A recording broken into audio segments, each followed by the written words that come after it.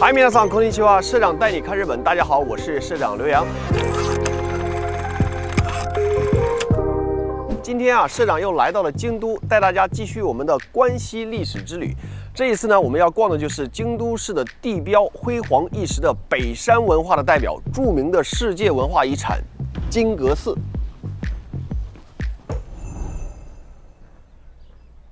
像社长这个年龄呢，70后、80后的朋友呢，小时候肯定都看过一部日本动画片《聪明的一休》。动画片里的一休小和尚啊，每逢遇到难题呢，就在头上画个圈儿，叮的一声，对吧？计上心头，蒙太可掬的智慧形象，让社长是印象深刻呀。 而动画片里的反派呢，是一个位高权重却又略显呆萌的将军，他经常会提出一些无理的要求，并以刁难下属和百姓为乐趣。他嫉妒一休的智慧，可是呢，一遇到麻烦呢，又总会第一时间舔着脸的去求一休。这个在动画片里丑态百出、喜怒无常的将军啊，并不是虚构出来的，人物的原型呢，就是日本的南北朝时期室町幕府的第3代将军足利义满。 但是与动画片不同的是啊，历史上的足利义满呢，可以说是在室町幕府，甚至是在历代幕府将军中都是少见的雄才伟略的人物。虽然动画片里啊一休是主角，但是在历史上啊，足利义满才是当时日本真正的主角。足利义满啊，一人之下，万人之上，不但把满朝文武收拾得服服帖帖啊，更是把日本皇室耍得团团乱转。他开创了日本璀璨的北山文化，使得室町幕府走向安定强盛。 然而，就是这么一个曾经站在日本权力顶端的风云人物，为什么在后来的影视作品中总是被刻画得如此丑陋不堪呢？足利义满跟金阁寺又有怎样的关系呢？别着急，等咱们进去了再听社长慢慢道来。走，我们去看一下。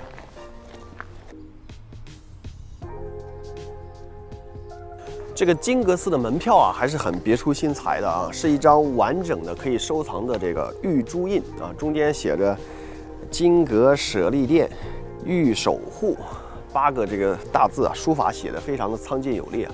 周围呢还有一些这些祝福的话语，挺有收藏意义的。如果你参观完了金阁寺的话，可以把这个拿回家，贴在你的床头，保护一下自己。OK， 我们已经进来了啊，我们现在就去看金阁寺里的镇寺之宝，就是大家经常在照片里看到的那个金阁。走。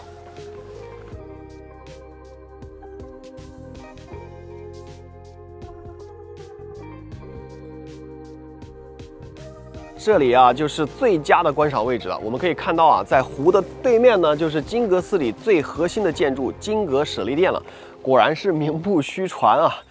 一般咱们看到的寺庙建筑啊，都是比较低调的，对吧？以暗色调为主。如此奢华、如此富丽堂皇的，恐怕也只有金阁寺了吧？ 整个舍利殿的外部啊，全部由金箔涂漆装饰而成，尤其是在太阳的照耀底下，会显得金光闪闪、熠熠生辉啊，给人非常震撼的视觉冲击感。这座高调华丽的金阁呢，与前方的这个镜湖池交相辉映，成为了京都最为经典的画面之一，太美了。 其实金阁寺的正式名称啊，并不叫做金阁寺，只是由于这个金碧辉煌的金阁舍利殿啊，实在太过有名，所以呢，大家都习惯称它为金阁寺。刚刚进门的时候啊，可能有的朋友已经注意到了，它的正式名称是鹿苑寺，而其由来呢，是社长前面提到的那位将军足利义满的法号鹿苑院殿。没错啊，金阁寺原本是足利义满的私人寺院。 咱们继续说回足利义满的故事啊。话说日本历史上啊有3大幕府时期：镰仓幕府、室町幕府和江户幕府。而其中足利氏的室町幕府呢，则是权力最弱的一个。为什么这么说呢？事情还要从镰仓幕府的后期说起。当时啊，后醍醐天皇眼见镰仓幕府处于混乱腐败不堪的状态啊，决定趁机夺回权力。于是啊，依靠足利家族啊，铲除了镰仓幕府，推行了建武新政。但是好景不长啊，没过多久，后醍醐天皇和足利尊氏就因为政见不同而分道扬镳了。后醍醐天皇和足利尊氏闹掰后啊，便逃出了京都，在奈良县的吉野郡开辟了一个新朝廷，并宣称自己才是最正统的政权。而足利尊氏呢，也另行拥立了光明天皇，自己则做了幕府大将军，操控着一切。就这样，在日本南北就各有一个天皇存在，进入了日本历史上的南北朝时期。所以啊，这就是为什么说室町幕府的权力最弱，因为在它的前期啊，日本分裂成了南北2个部分，而足利氏幕府呢，只是统治了北朝。日本这南北朝对立的状态啊，就一直持续到了足利义满的出现。足利义满呢是足利尊氏的孙子，从小就表现出了异于常人的天赋，无论是智慧还是气度呢，都比其他同龄人高出一筹。公元1367年，他的父亲足利义权去世，隔年呢，年仅11岁的足利义满便接过父亲的衣钵，成为第3代幕府将军。这时候啊，他接手的其实是一个烂摊子。由于当时的北朝啊属于藩镇割据的局面，室町幕府呢并没有绝对的权威。等到足利义满成年后啊，他便开始琢磨如何重新树立室町幕府的威望。他成功的挑动了各个强势诸侯的内斗，自己呢则坐收渔翁之利，由此便巩固了北朝的统治。足利义满下一步的目标就是要结束南北朝的对立，完成日本的统一。足利义满是怎么做的呢？他并不是用武力去征服，而是利用计谋。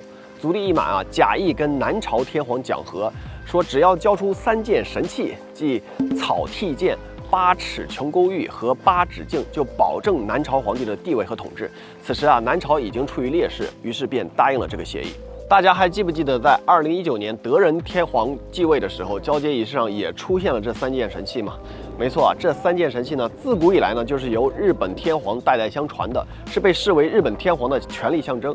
所以啊，当南朝的后龟山天皇交出神器后啊，也就意味着交出了权力。于是啊，足利义满当即撕毁了谈判的协议，直接宣布南朝并入北朝。实力不济的南朝啊，方然醒悟，却也只能自认倒霉了。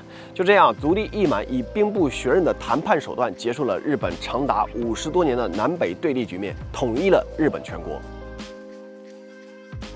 匡扶设计的足利义满此时成为日本最有权势的人，他同时担任了征夷大将军和太政大臣。征夷大将军呢，就相当于中国的天下兵马大元帅，而太政大臣呢，就相当于宰相。所以啊，足利义满是集军政大权于一身，他也被称为日本的曹操。室町幕府在足利义满的领导下达到了最顶峰。志得意满的足利义满啊，在京都的北山西园寺山庄的基础上，以金阁舍利殿为中心，修建了豪华壮丽的北山殿。后来又将北山殿改造成鹿苑寺，也就是我们现在所在的这个金阁寺。足利义满在室町幕府时期融合了朝廷传统的公家文化和新兴的武家文化，同时呢又受到禅宗思想的影响，创造了辉煌一时的北山文化。而这个金阁舍利殿就是北山文化的标志性建筑。很可惜啊，舍利殿是禁止游客进入的，社长呢只能走近一点为大家介绍一下。我们可以看到啊，这个金阁舍利殿呢是一座木造的3层楼阁楼建筑，而它最大的特点啊就是每一层呢都有着自己独特的风格。第1层呢是法水院，有开放式的回廊围绕啊，是按照卧室风格建造的，又被称为寝殿造。寝殿造呢是平安时代流行于朝廷公家的一种贵族建筑风格。足利义满呢曾在这里举办宴会和茶会等等。第2层啊是朝阴洞，外观呢是武士住宅的样式，叫做书院造，是镰仓时代随着武士阶级地位的提升而发展出来的一种建筑样式。现在啊，里边供奉着观音像和4天王像。第3层啊是究竟顶，象征着佛陀的境界啊在人类之上，延续了唐朝禅宗的样式，被称为佛殿造。整个房间呢，从墙面到天花板都贴满了金箔，地板也是黑漆如镜面。听到这里啊，你也许会有疑问了：足利义满听上去挺英明神武的一个人啊，为什么这么不受后人待见呢？别着急，听社长继续往下讲。已经站在权力顶端的足利义满野心不断膨胀，此时啊，他便打起了天皇的主意，琢磨着啊如何让自己也能过把当天皇的瘾。他是怎么做的呢？他首先啊就要树立自己的威严，吃的啊、穿的啊、用的啊，全都得按照天皇的规格来，甚至啊比皇室还要奢华。这个金碧辉煌的舍利殿就能看出足利义满当时想要建岳称帝的野望。大家注意到了没有啊？舍利殿的顶端呢有一只金色的凤凰，凤凰代表着什么呢？在中国啊，龙是皇室的象征，而日本呢，皇室的象征就是凤凰。例如啊，现在天皇的座驾那台丰田世纪的车标就是一只凤凰。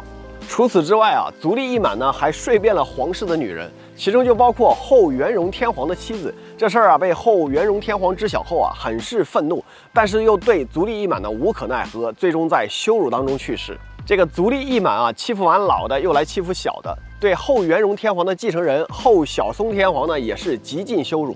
在后小松天皇的继位仪式上啊，足利义满让自己的妻子出任后小松天皇的准母，相当于自己呢又赚了一把皇室的便宜。那么足利义满最后究竟成功篡位没有呢？显然是没有的，不然啊，日本现在的天皇就该姓足利了。就在足利义满纠结用什么借口做天皇的时候啊，突然暴毙而亡。关于他的死因啊，众说纷纭。大家比较认同的说法是呢，由于足利义满的野心太大，被天皇家族的人给暗杀了。众所周知啊，日本的天皇呢，自古以来基本上就是个吉祥物般的存在。虽然是既没钱又没权，但是呢，深受百姓的尊敬和爱戴。所以在日本历史上啊，强如丰臣秀吉、德川家康这样的枭雄，都只能做关白和太阁。你可以控制天皇，你可以玩弄天皇于股掌之上，但是你名义上还得是天皇的臣子才可以。而一心想要废掉天皇，取而代之的足利义满呢，只会遭到百姓的反感和厌恶，不得人心啊。最后呢，也只留下了一个日本曹操的骂名。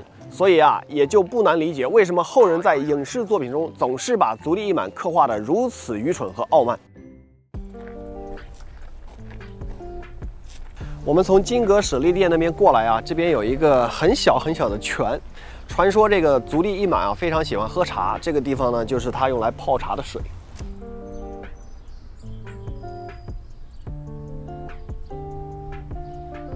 来到这个金阁舍利殿的后山啊，这边是我们已经到了小山腰上面来了。这个地方看到了一个白蛇的冢，就是白蛇的坟墓的意思。里面有个小的，应该是小的什么五轮塔是吧？小的雷峰塔嘛，白蛇应该是不是压在里面？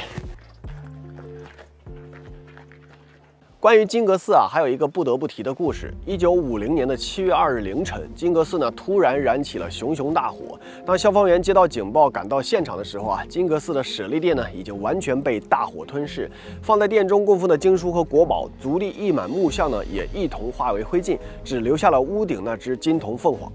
令人意外的是啊，后来经警方调查，这场大火呢并不是一个意外，而是当时寺庙中的一个见习僧人呢故意纵火。当警方询问他纵火的理由时啊，他的回答竟然是他嫉妒金阁的美。这件事啊，在当时的日本呢引起了一阵轰动。日本著名小说家三岛由纪夫呢也由此得到灵感，写下了他的名著《金阁寺》。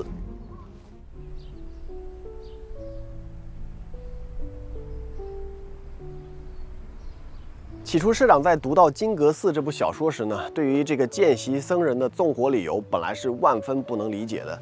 但是，当社长真正站在这个复原的、重建的金阁舍利殿面前的时候呢，却也着实被这该死的极致之美所震撼到了。金色楼阁在阳光下流光溢彩，傲立于屋顶的凤凰经历着岁月风霜的沧桑变迁，仿佛诉说着当年将军的荣光。